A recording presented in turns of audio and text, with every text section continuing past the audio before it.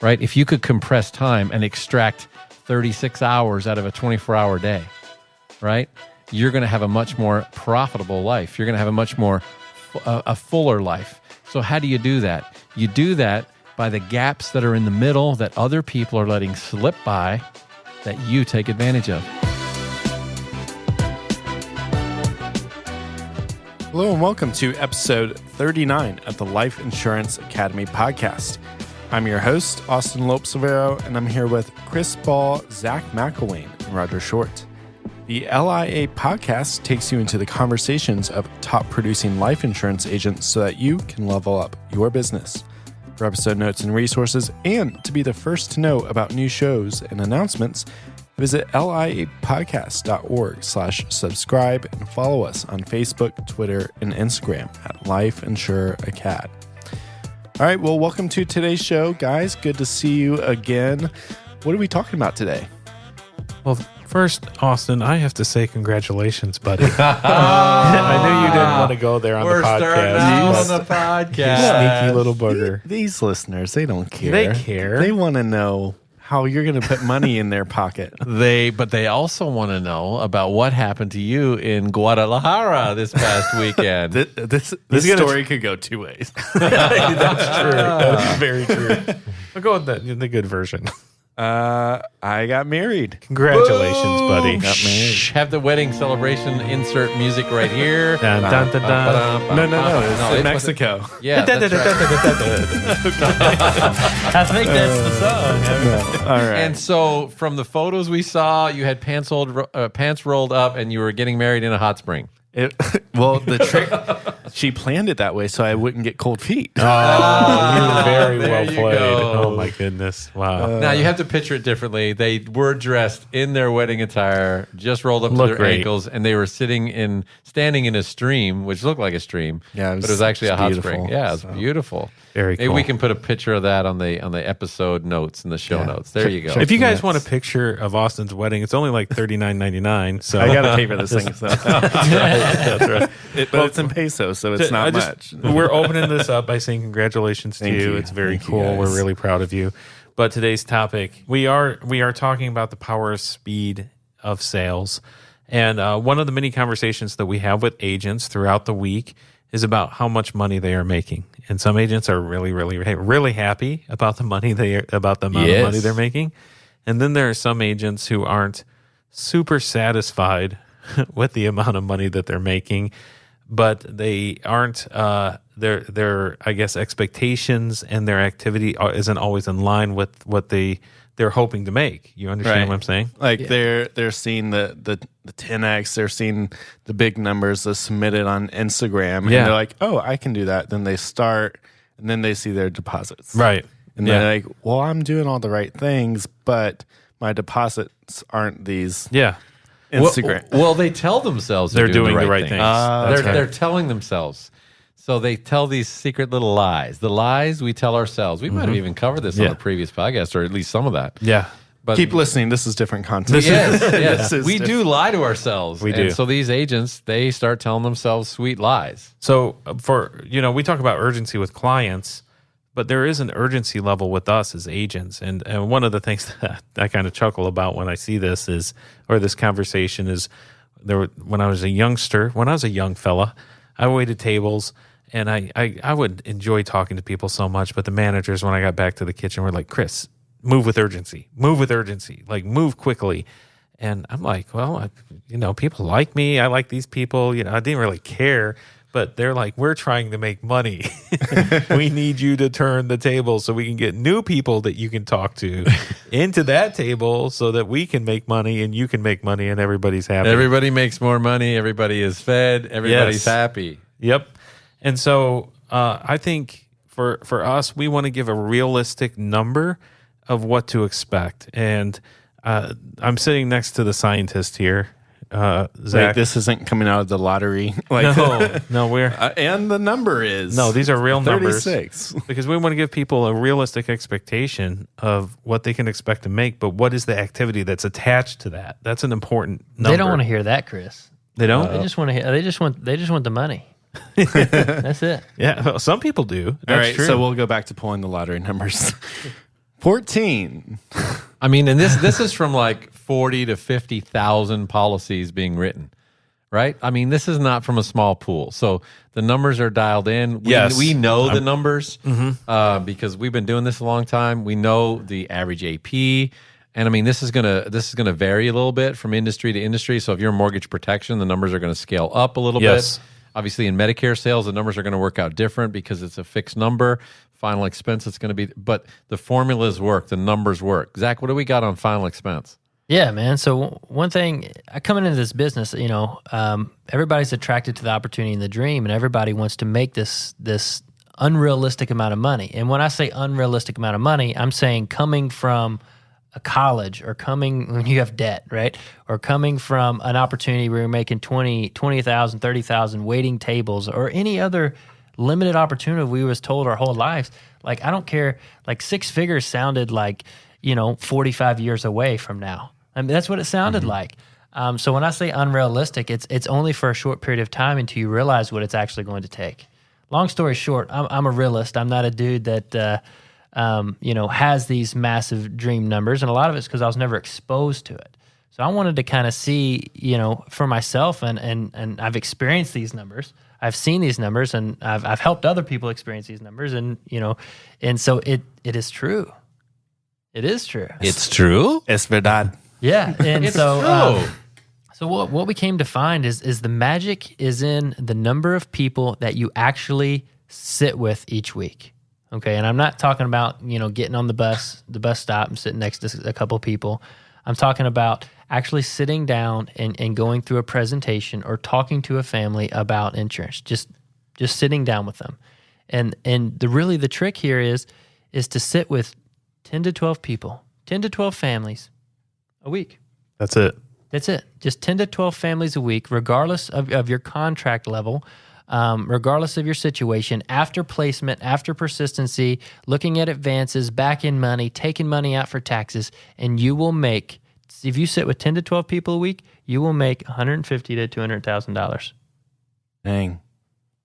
And that's, so obviously listeners are thinking, well, what's your contract? What type of sales is this? Is that phone sales? What they probably got lots. Is that paid leads? Who's buying the leads? What kind of leads is that? How many leads does it take? So like everybody's got a bunch of questions tied to that, but all the way down to the simple formula, it's sheer activity of getting in front of qualified candidates. Exactly. And what the missing piece in all of this that people aren't thinking about, and they may be saying, well, I sit with 10 to 12 families right now and I don't make that. Or some of you might be thinking, well, he's right, I do. The difference is consistency.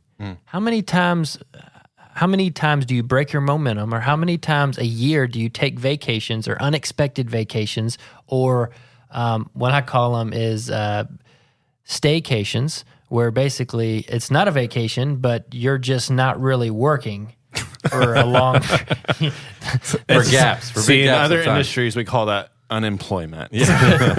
Right. Yeah. Right. Or some people, I'm going to go out Tuesday this week, and then Wednesday I got something going on. I got a vacation coming up next week, so I need to prepare for that vacation. If you really sat down and were honest with yourself and said, how many weeks of the year did I actually work? And how many weeks of the year did I actually give my all? And so when you look at this formula and you look at the way it works, it's about consistency. So good weeks, bad weeks, all of that is in there. And when you're sitting with, and I promise you, you're sitting with 10 to 12 families every single week, these numbers are 100% true no matter what the variables are. We have a full platform. I call it the recipe. And this is at a very conservative 60% closing ratio.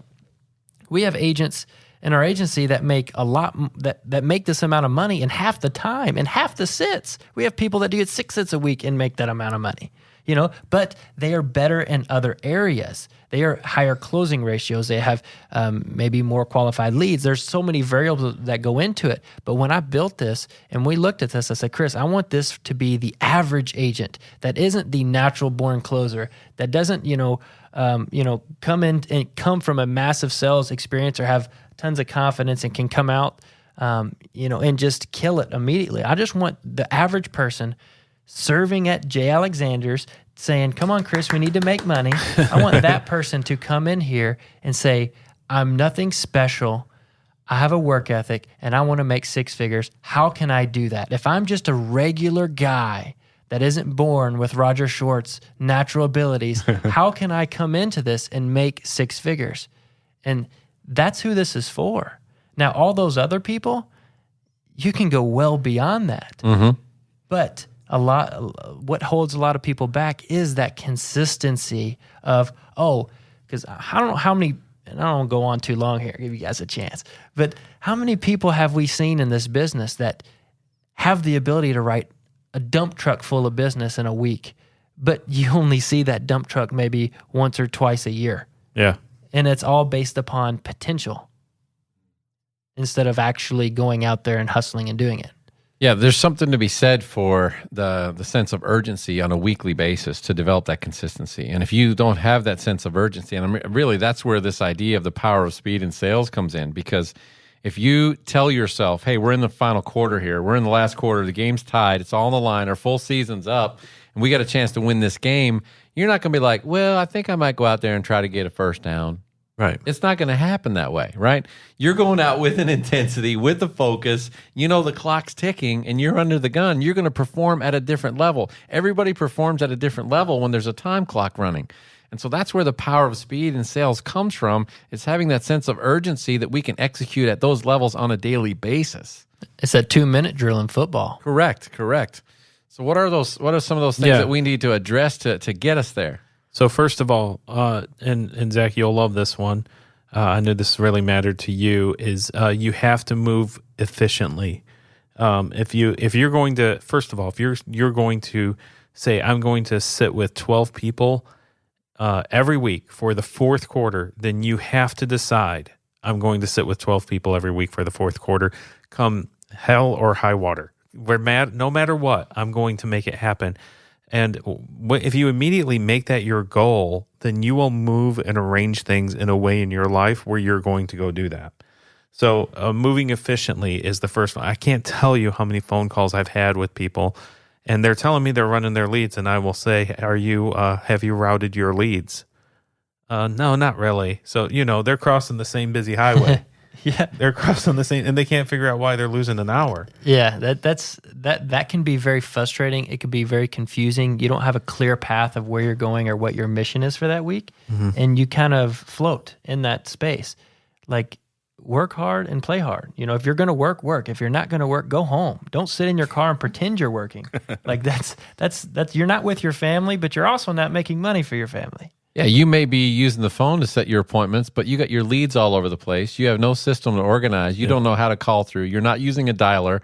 You're just out of sync. It's not an efficient process. You're not going to get there if you don't set up for it. We had one of our agents, her name's Carol, and I appreciate her so much. And Carol is a selling machine. I mean, she really is. She goes after her goals and gets it done. And she posted up yesterday in our Slack channel, like, guys, this is what I've done to prepare for success for this week.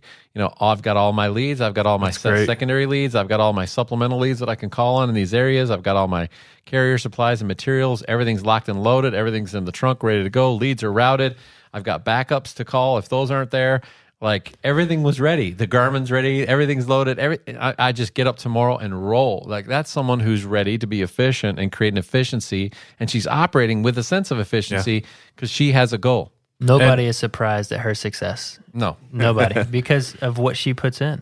So, Carol, kudos to you. If you're listening right now, great job, Carol. Keep it up. Keep up the great work. Let's travel the world together, Carol.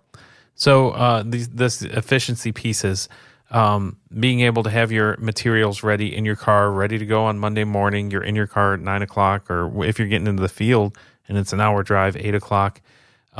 Just having all your stuff prepared and your leads routed. It's that simple.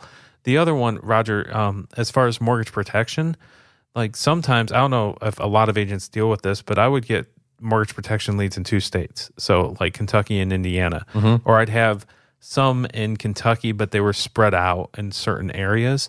And I don't know how you would do this, but for me, I would set up Monday and Tuesday as my Kentucky days, and Thursday or Wednesday and Thursday as my my Indiana days, and try to fill that as best as I possibly could with those days. hoping, trying to avoid overlap.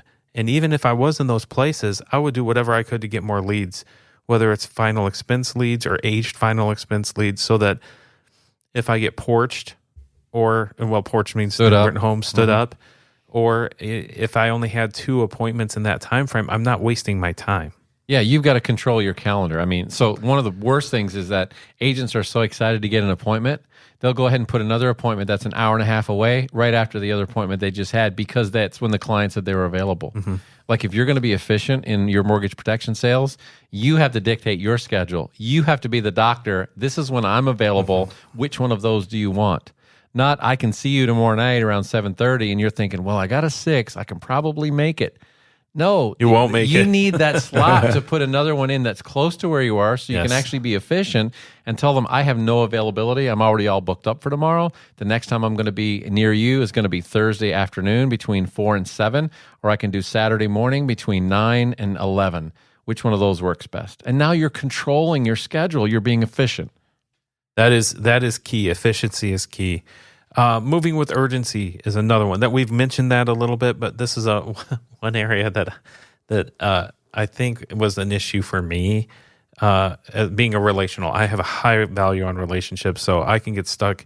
What my notes here say: don't get stuck in homes or in parking lots. It's almost like quicksand, where I'm sitting in a home and I'm sinking into the shag carpet because I'm having such a great time. Do people still have shag carpet? I don't know. I just had a bad image. Yeah.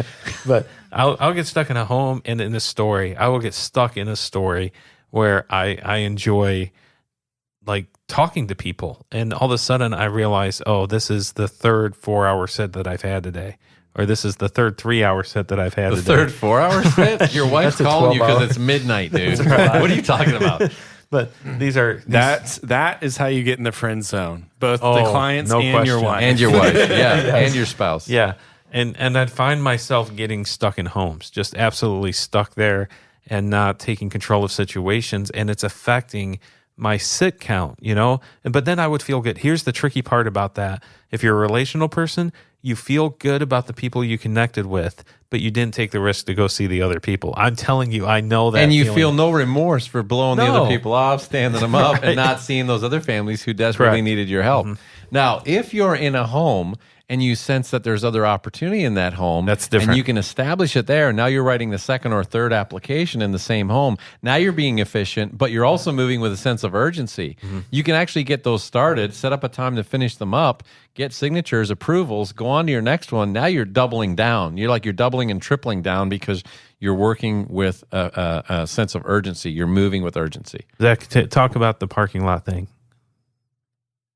I've never been in one. He's never been in a parking You lot. ever know agents who get stuck in parking lots? Oh, I do. I do.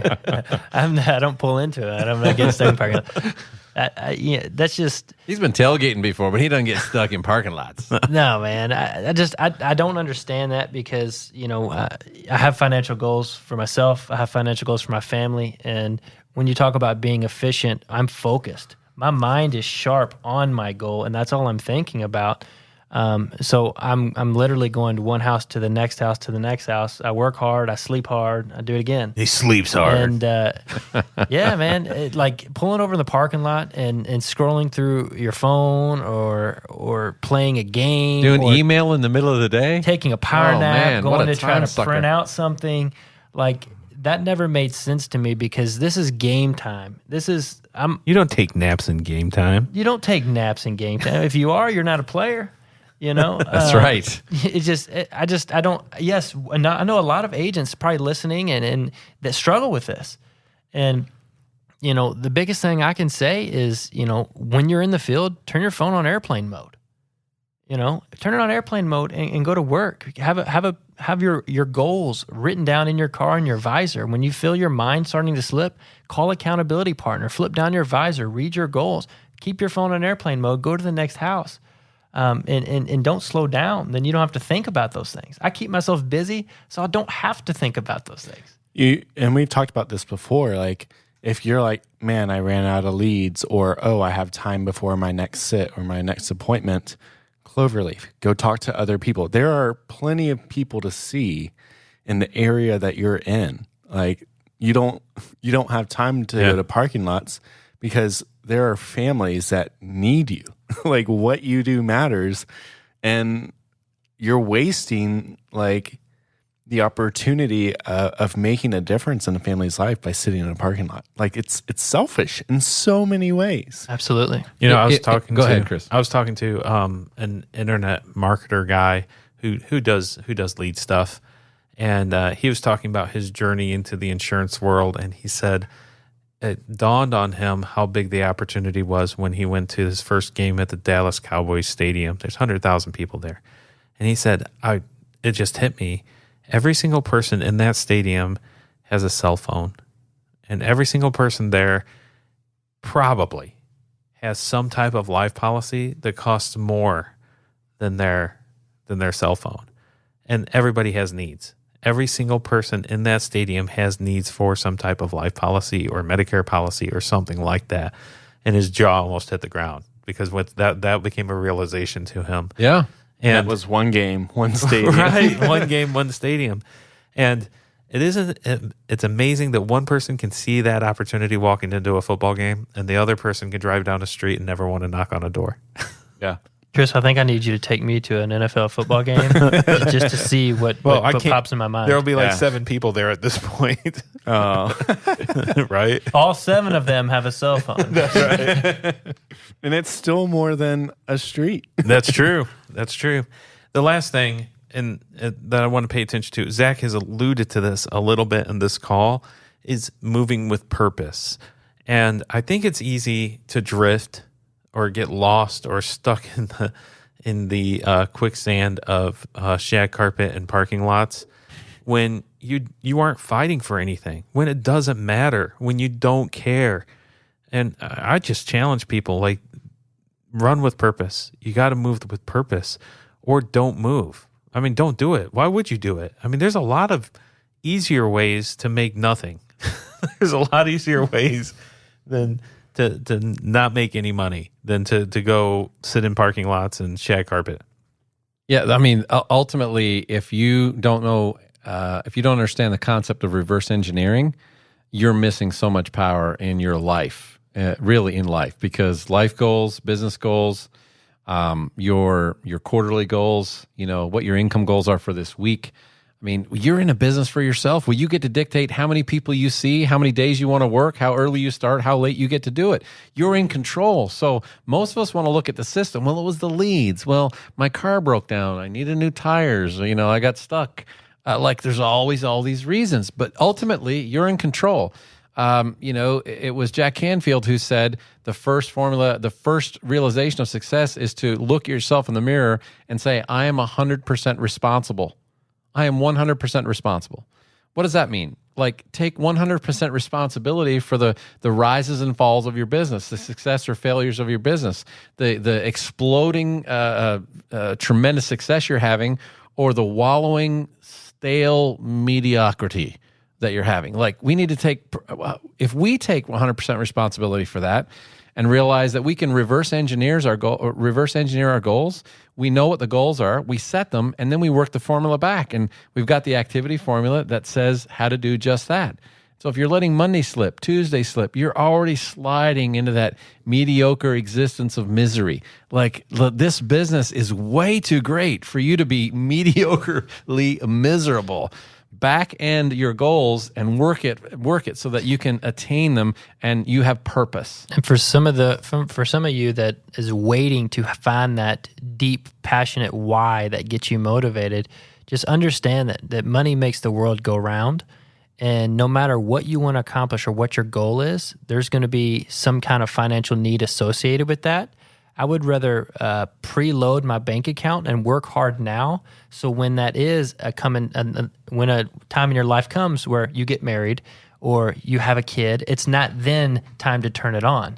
You already have this, and now you're prepared for it. Or there's a hurricane and you get stuck in Cancun. Or there's a hurricane and you get cut in Cancun. 20,000 flights. Exactly. You have the emergency cash. Yeah. Or maybe at some point you want to buy a home. Or let's say, none of that's important to me, Zach. I don't know. I'm not. Okay, well, how about you save up a lot of money and work your butt off and then give it away to children in need, or buy a bunch of angel tree Christmas presents for kids? Like there's so many things you do, but at the end of the day, money makes everything go round. And don't wait for something in your life to say, oh, I want to accomplish that. Now I'm going to work hard. Work hard now while you can, and you're available and you're healthy and you're thankful for the opportunity that you have. Don't waste the opportunity. Give it everything you have now. So when life does change or curve, you're prepared and ready for it. We talked about, I think it was a couple months, or maybe it was last month. We did a workshop here with a bunch of agents, and we talked about how time is a tool, and it does not stop. It continues moving, whether you're stopping or not. It continues to move you forward, but it is bendable, and it's a tool that you can use, and you can bend it to your will to maximize it or minimize it, to take advantage of it or let it take advantage of you. And what you do with time will determine your success. What you do with the minutes and hours of your day, and how you see time, and how you utilize all the tools that you have available to you at your disposal, and then the urgency with which you go after it is going to determine your success. We talk about it in the terms of that it allows you to compress time, right? If you could compress time and extract 36 hours out of a 24-hour day, right? You're going to have a much more profitable life. You're going to have a much more a fuller life. So how do you do that? You do that by the gaps that are in the middle that other people are letting slip by, that you take advantage of. And that's the difference. It's the 3 minutes here. It's the 1 hour there. It's the 30 minutes here. You're compressing time and not letting those get away on you. You're running with a sense of urgency. You're moving with efficiency. And now you have purpose, and you're striving towards something with a definitive goal in mind. This is, I think this is important to listen to it a couple of times, because those are very important key pieces. Move with efficiency, move with urgency, move with purpose. And I'm hoping, if you're listening, that this probably, it may jab at you a little bit, that you're like, man, it certainly doesn't look like that. It doesn't look like that for me. Or it doesn't feel like that. Yeah, it doesn't feel like that. Like I kind of move at my own pace, man. Like this is kind of my thing that I do as a side hustle. I guess that's fine, but what is your goal? What are you trying to accomplish? I mean, you always have to get back to that. And why are you trying to accomplish Chris, it? those people aren't listening to this podcast. That's right. They're not, bro, because they're just doing their thing. They're not listening to this. So I don't think we have to worry about that, right? Yeah. If you're listening to this podcast, you're not that person. You're not that lady. You're not that guy. Mm-hmm. You want something more. You wouldn't be spending your time listening to us talk about how to have more, how to get more, how to compress your time, using the tools available to you to go get your goals. Last tips for you guys. Again, see other people around the home. If you're at a home and you're having trouble getting in front of people, then maximize that. If you're at a home, no one's home, use delivery notices. I think we've mentioned it in other podcasts. These are for leads. These are for leads. If you're running leads. To let them know, I stopped by. You weren't here. Yeah. Call me. Yeah. And then if you're out and about and you're having trouble seeing people, pull your leads out and just start calling and say, hey, I'm going to swing by and get you this information. Just start using whatever you can. Compress the time as much as you can. And we have an episode on that topic of calling people, being in the driveway and calling. Yeah. So I think it was pretty early on. I'll link it in the show notes. Perfect. Thank you. Perfect. I appreciate that. And then as a reminder for you guys, if you need somebody to chat with or talk through about coming up with a game plan for your financial goals, you can reach out. We'd love to. Yeah, if you want to walk through the recipe with Zach. The recipe. Colonel Sanders over here. I don't think Zach is. Well, it's Kentucky. There's a recipe. I can't help it. It's like there's like. Am I original or crispy? Well, it's up to them. They want the original or the Crispies. Crispy's closer to 200,000. You're crispy. I appreciate that. Yeah, man. I mean, we can always sit down and we can talk and we can plug in your numbers, your closing ratios. And the cool thing is about this is we've dialed it all the way down to number of days it should take you to work, number of hours you should put in those days, the number of leads it's going to take to hit your goals. And what we like to do is we sit down and we really reverse engineer this, because the first thing an agent wants to do when they come into this business, Austin, is I want to make this amount of money. Okay, well, let me show you how. First, we're going to need to sit with this many families. Okay.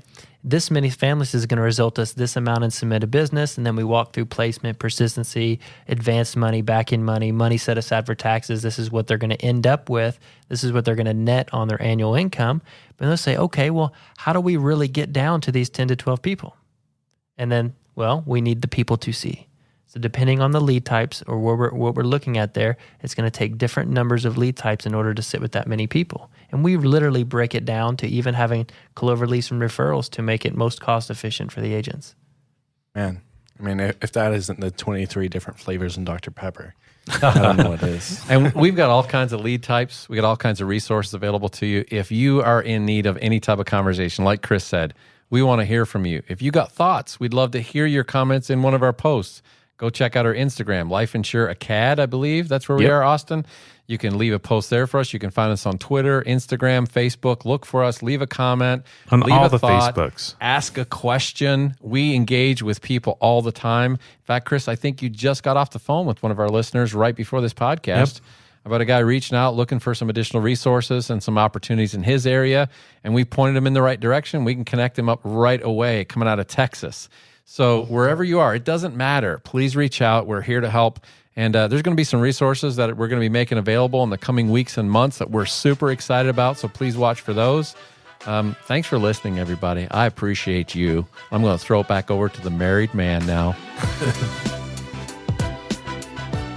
Well, as always, thanks so much for listening to the Life Insurance Academy podcast. If you enjoyed this podcast, make sure to subscribe wherever you're listening. Rate us 5 stars and follow us on Facebook, Twitter, and Instagram at Life Insure Acad. The Life Insurance Academy podcast is hosted, edited, and mixed by me, Austin Lopes-Vero. This episode was produced by Chris Ball and myself. Our theme song is by Flashing Lights. We'll catch you on another episode. Until then, stay safe and go be a difference maker.